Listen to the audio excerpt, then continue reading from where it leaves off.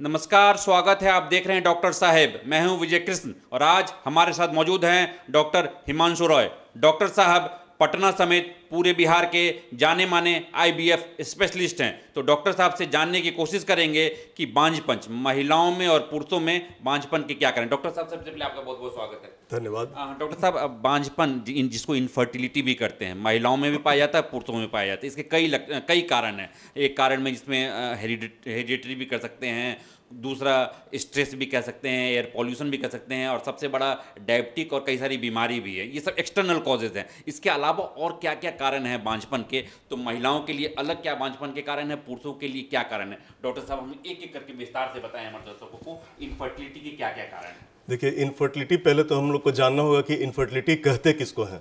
तो इनफर्टिलिटी अभी WHO के द्वारा डिफाइंड है कि अगर कोई भी पुरुष और महिला आपस में 1 साल तक अगर साथ रह रहे हों और किसी तरह का गर्भ निरोध नहीं इस्तेमाल कर रहे हो, कोई कंट्रासेप्टिव मेथड नहीं इस्तेमाल कर रहे हो, 1 साल तक वो लोग अनप्रोटेक्टेड अगर इंटरकोर्स किए हैं और उन्हें प्रेगनेंसी अगर नहीं ठहरती है, तब उसको बांझपन या इनफर्टिलिटी का डेफिनेशन दिया जाता है कि यह कपल इनफर्टिलिटी से ग्रसित है।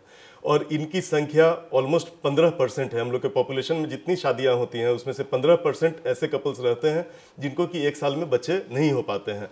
तो ऐसे में मेल फैक्टर्स अलग होते हैं और फीमेल फैक्टर्स अलग होते हैं। महिलाओं में, मतलब फीमेल्स में जो होते हैं, वो जो फीमेल का जननांग है उसके जो अलग अलग अंग हैं, जैसे यूट्रस हुआ, ट्यूब हुआ, ओवरी हुआ, इवन मैंने जो योनि मार्ग हुआ, उससे रिलेटेड हर जगह पे अलग अलग परेशानी हो सकती है। तो किसी को जैसे कि साथ रहने में ही किसी औरत को प्रॉब्लम होता है कि वो लोग साथ रह ही नहीं पाते हैं, सेक्सुअल प्रॉब्लम होता है, जो कि किसी स्ट्रक्चरल डिफेक्ट के चलते भी हो सकता है और साइकोलॉजिकल प्रॉब्लम के चलते भी हो सकता है, और ये सब भी काफ़ी कॉमन रीज़न होते हैं, कॉमन कारण होते हैं। दूसरा, अगर हम लोग जाएं यूट्रस में, तो किसी का यूट्रस जन्म से ही डेवलप ही नहीं होता है, जैसे बात हो रही थी जेनेटिक कॉजेज़ की, तो बचपन से ही उन्हें यूट्रस नहीं रहता है, या यूट्रस का डेवलपमेंट गड़बड़ रहता है, 2 भागों में यूट्रस बटा रहता है, यूट्रस के बीच में एक दीवार रहती है, सेप्टेट यूट्रस कहते हैं उसको, या डबल यूट्रस, किसी को बाइकॉर्नेट यूट्रस रहता है, या यूट्रस का दीवार आपस में सट गया हो। और इसका प्रमुख कारण हम लोग के देश में होता है या तो गलत ढंग से किया हुआ DNC या अबॉर्शन, या डिलीवरी के बाद में होने वाला इन्फेक्शन, और एक और प्रमुख कारण होता है ट्यूबरकुलोसिस, जेनाइटल ट्यूबरकुलोसिस। जी हाँ, केवल चेस्ट में ही नहीं, चेस्ट से फैल के टीबी दिमाग में भी जा सकता है, हड्डी में भी जा सकता है। उसी तरह से ये टीबी जो है काफ़ी कॉमन कारण है हमारे देश में महिलाओं में बांझपन होने का। और यूट्रस में टीबी को भी जेनाइटल कॉक्स बोलते हैं, और उसमें हो जाए अगर तो काफ़ी मुश्किल होती है उसका इलाज, अगर समय पे इसे नहीं हम लोग देखें। टीबी के चलते ही और दूसरे भी इन्फेक्शंस के चलते यूट्रस के अलावा ट्यूब्स भी जो है वो संक्रमित हो सकते हैं, और संक्रमण होने के चलते ट्यूब्स को बहुत ही बारीक उसका अंदर का नली रहता है जिसके थ्रू स्पर्म्स पास करते हैं। तो ये ट्यूब्स, थोड़ा भी इन्फेक्शन अगर होता है तो इनमें बंद होने की ज़रूरत होती है, और इसे ट्यूबल फैक्टर हम लोग बोलते हैं। उसी तरह ट्यूब के अलावा जब और आगे हम लोग बढ़ते हैं तो ओवरी, जहाँ पे कि एग्स डेवलप होते हैं हर महीने औरत को। किसी औरत को एग्स या तो किसी कारण से ओवरी निकाला गया रहता है, या रेडिएशन उसको पड़ा रहता है, उसके चलते डैमेज होता है। किसी किसी औरत में ओवरी में पहले से ही एग्स उसको अपने माँ के पेट में ही जब रहती है तो अंडे मिल जाते हैं। तो किसी को बहुत कम अंडे मिलते हैं, और किसी किसी को जो एग्स रहते भी हैं वे बहुत जल्दी लॉस्ट हो जाते हैं। तो ये प्री मैच्योर ओवेरियन फेलियर या डिक्रीज्ड ओवेरियन रिजर्व है, ये भी आजकल काफ़ी कॉमनली देखा जा रहा है, खासकर 32 से 35 साल की महिलाओं में, और उसके बाद में ये काफ़ी कॉमन कारण है। तो ओवेरियन रिजर्व कम होना भी एक इंपॉर्टेंट रीज़न है। तो हम लोगों ने देखा बहुत सारे कारण हैं जिसके चलते महिलाओं में बांझपन हो सकता है। अलग अलग टेस्ट के द्वारा पता चलता है कि क्या रीज़न है और उसके इलाज फिर संभव है। पुरुषों में अगर हम लोग आए तो पुरुष में भी सिमिलरली, या तो किसी जेनेटिक रीजन के चलते, जैसे क्लिनफिल्टर सिंड्रोम हुआ जिसमें कि XXY क्रोमोसोम रहता है XY के बदले, उनमें टेस्टिस के अंदर में स्पर्मेटोजेनेसिस स्पर्म्स नहीं बनते हैं, तो बिल्कुल इनमें 0 स्पर्म्स रहते हैं, और इनमें किसी भी द्वारा टेक्निक के द्वारा इलाज करना बहुत ही मुश्किल होता है। उसी तरह अगर बचपन में मम्प्स और काइटिस हो जाए, है ना, मम्प्स एक तरह का वायरल इन्फेक्शन होता है, जैसे आजकल कोरोना फैला हुआ है, चिकन पॉक्स था, उसी तरह मम्प्स एक वायरस होता है जो कि गला जिसमें फूल जाता है, बच्चों में होता है। तो यंग लड़कों में होने से मम्प्स बचपन में वो टेस्टिस को भी प्रभावित कर सकता है, टेस्टिस भी फूल जाते हैं, और समय पे इलाज नहीं होने से वो स्पर्म बनने की जो प्रक्रिया होती है वो खत्म हो जाती है। दूसरा एक और बहुत कॉमन कारण है जिसपे कि लोगों को ध्यान देना चाहिए, जो टेस्टिस होता है वो पुरुष में जब वो अपने माता के कोख में रहता है तो वो टेस्टिस उसके पेट के अंदर में रहता है, जैसे ओवरीज पेट के अंदर औरतों में रहती है।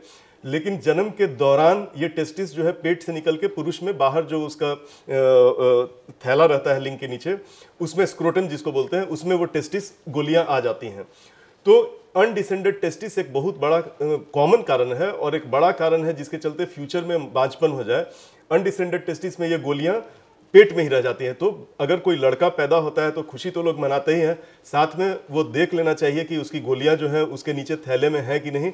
इसलिए कि नहीं रहने से सिंपल दवा के द्वारा या सिंपल बाद में सर्जरी के द्वारा भी अगर 6-7 साल के अंदर इसका हम लोग डायग्नोसिस कर लेते हैं और ट्रीट कर देते हैं तो कोई प्रॉब्लम नहीं है। 7-8 साल तक अगर वो पेट में रह जाता है तो वो टेस्टिस जो है वो तभी काम करता है जबकि बॉडी के टेम्परेचर से 2 डिग्री सेंटीग्रेड कम टेम्परेचर पे बॉडी के बाहर में रहे। बॉडी के अंदर रहने पे वो नष्ट हो जाता है 7-8 साल तक आते आते। तो बाद में अगर किसी को शादी के बाद पता चले कि उसको अनडिसेंडेड टेस्टिस है तो उसे निकालने से उसका कोई फायदा नहीं होगा, उसका ऑलरेडी परमानेंटली लॉस्ट हो चुका रहता है। इसी तरह किसी का सब चीज़ बिल्कुल नॉर्मल रहता है लेकिन सेक्सुअल प्रॉब्लम हो सकता है। किसी के पेनिस में जो रहता है, जो छिद्र रहता है स्पर्म निकलने का, वो बिल्कुल बेस में रहता है जिससे कि स्पर्म अंदर औरत के योनि मार्ग में जा ही नहीं पाता है। साथ ही साथ किसी का बाकी सब कुछ बिल्कुल नॉर्मल रह सकता है लेकिन टेस्टिस के अंदर जो स्पर्म्स बनते हैं उसका प्रोडक्शन लेवल इतना कम रहता है कि सही मात्रा में स्पर्म्स डिपॉजिट नहीं हो पाता है। तो इसमें स्पर्म्स बढ़ने की तरह तरह की दवाएं होती हैं। उसी तरह जैसे औरतों में ट्यूब्स बंद होते हैं, पुरुष के अंदर भी इजैकुलेटरी डक्ट और सेमिनल वेसिकल्स वास डिफरेंस, ये सब जो अलग अलग अंग रहते हैं, इसमें इन्फेक्शन होने के चलते या कभी कभी जन्मजात भी एब्सेंस सेमिनल वेसिकल्स जिससे कि वो लिक्विड बनता है जिसमें कि स्पर्म्स निकल के बाहर जाते हैं, ये सब में अफेक्टेड हो सकता है, डिजीज्ड हो सकता है। तो पुरुषों में भी अलग अलग लेवल पे ब्लॉक्स या अंग का डेवलप नहीं होना, ये सब कारण होते हैं जिसके चलते कि स्पर्म्स कम पाए जाते हैं।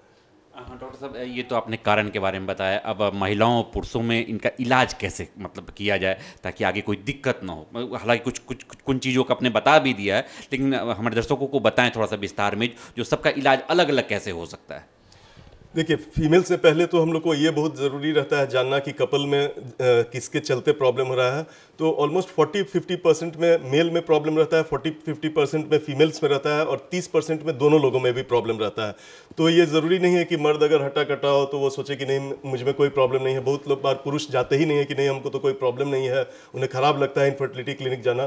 तो जबकि इस फैक्ट ये है कि सबसे पहले पुरुष की ही जाँच की जाती है कि उसका सीमेन ठीक है कि नहीं।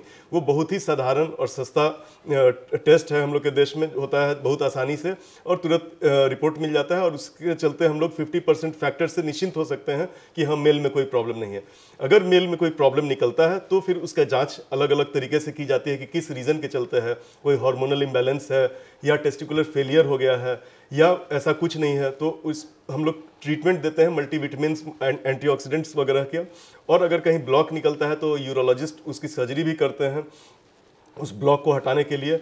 और अगर ये सबसे फ़ायदा नहीं होता है तो हम लोग काउंट देखते हैं कि काउंट कैसा है। किसी किसी को बिल्कुल जीरो स्पर्म रहते हैं जिसको नील शुक्राणु बोलते हैं, उनमें भी अगर दवाओं से स्पर्म्स नहीं बढ़ते हैं तो हम लोग टेस्टिस में बायोप्सी कर सकते हैं और बायोप्सी करके नीडल के द्वारा भी देख सकते हैं कि स्पर्म टेस्टिस के अंदर है कि नहीं।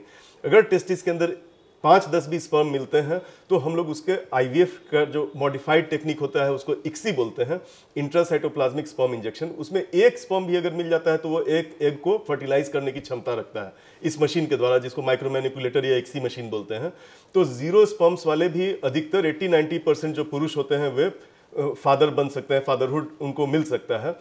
और अगर नील शुक्राणु नहीं है, कम शुक्राणु है और दवाओं से बहुत बढ़ नहीं रहा है उनकी संख्या, तो इस स्पर्म्स को हम लोग कंसेंट्रेट करके आईयूआई के द्वारा भी औरत में हम लोग डाल सकते हैं। उससे भी काफ़ी लोगों को फायदा होता है। तो अलग अलग कारणों का अलग अलग तरह का इलाज होता है। डॉक्टर साहब अभी बता रहे थे इनफर्टिलिटी के बारे में। जो महिलाओं में पुरुषों में अलग अलग प्रकार से इनफर्टिलिटी होता है, मतलब बांझपन होता है, और इनका इलाज भी अलग अलग तरीके से होता है। इनका साफ कहना है जो ज़्यादातर महिलाओं और पुरुषों दोनों में पाया जाता है, 50% भी है और कुछ में दोनों में भी होता है। लेकिन कई बार पुरुष मानते नहीं हैं जो वो